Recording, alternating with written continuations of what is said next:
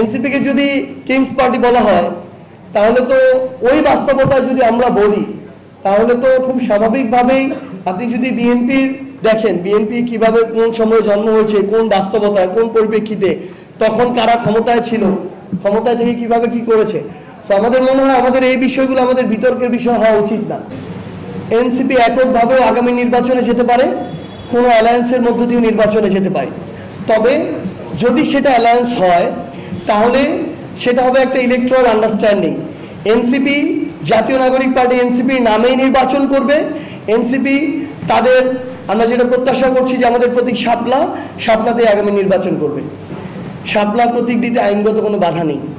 যেহেতু কোনো আইনগত বাধা নেই, আমরা প্রত্যাশা করি যে আমাদের সাথে অভ্যুত্থান পরবর্তী বাংলাদেশে এরকম একটা স্বাধীন নির্বাচন কমিশন কোনো ধরনের প্রভাবে প্রভাবিত হয়ে স্বেচ্ছাচারমূলক কোনো আচরণ করবে না, এবং আমরা প্রত্যাশা করি আমরা শাপলা প্রতীক পাবো এবং সেটা পেয়ে নির্বাচনে অংশগ্রহণ করব।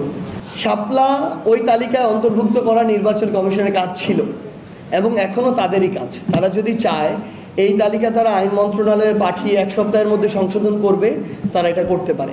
এইটুকু সুযোগ তাদের আছে। এনসিপি এবং শাপলা যেহেতু আমরা এটা আইনগতভাবে পাই, এটা অঙ্গাঙ্গিভাবে জড়িত এবং আমরা এটা অবশ্যই পেয়ে শাপলা প্রতীক নিয়ে আগামী নির্বাচন করব।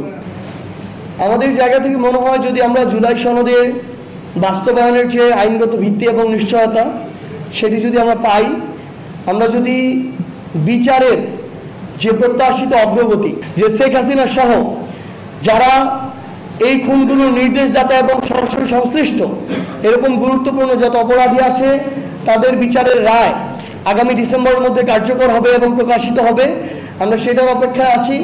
এইরকম আস্থা যদি আমরা পাই, আমরা মনে করি তাহলে ফেব্রুয়ারির মধ্যে এই নির্বাচন হওয়ার কোনো বাধা থাকতে পারে না।